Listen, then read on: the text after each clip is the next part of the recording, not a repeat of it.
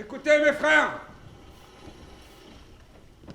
demain vous allez fouler la terre de l'Europe. Vous allez voir à quoi ressemblent vos rêves. Mais entre-temps, il faut se tenir tranquille.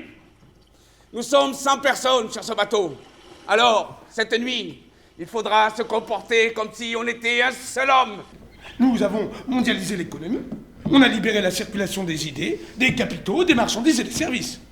Pourquoi alors ne pas reconnaître aussi le droit des gens de bouger librement? Parce que... Mais moi je vous signale seulement cette contradiction et vous faites ce que vous voulez. Justement. Donc, pour ne rien risquer, je vous conseille d'utiliser le mot migrant.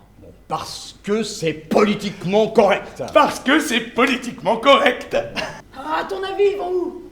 Vers la frontière. Oh, chez les Serbes. Oui. Ça, c'est bien. On est trop lourd, chef, on va pas y arriver.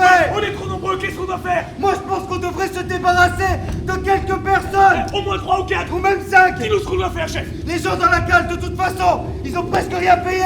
On a qu'à en sortir 4, leur donner des gilets de sauvetage et les jeter à l'eau. C'est qui les gens dans la cale? Des chrétiens du Soudan. Alors, prends 2 chrétiens et 2 musulmans. Quoi?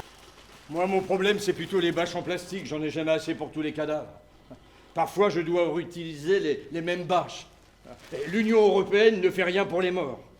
Les vivants, eux, ils restent ici 2 ou 3 jours, puis ils partent pour Athènes, pour l'Autriche, pour l'Allemagne. Mais nous, sur cette île, on reste avec les morts.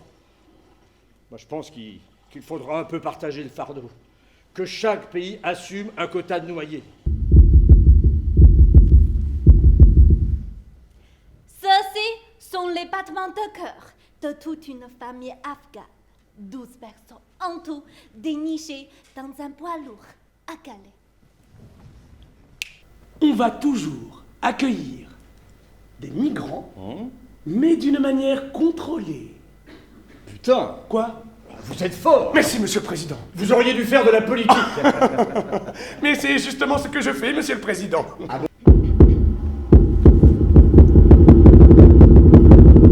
Oui, alors ici, c'est plus délicat. Hein. Vous n'allez jamais deviner ce que c'est. Ce sont les battements du cœur d'un enfant de 4 ans au moment où son père le fait passer par un trou pratiqué dans les barbelés à la frontière de la Macédoine avec la Serbie. Vous avez remarqué la précision absolue du signal? On aurait dit une petite bille de métal qui rebondit sur un carrelage.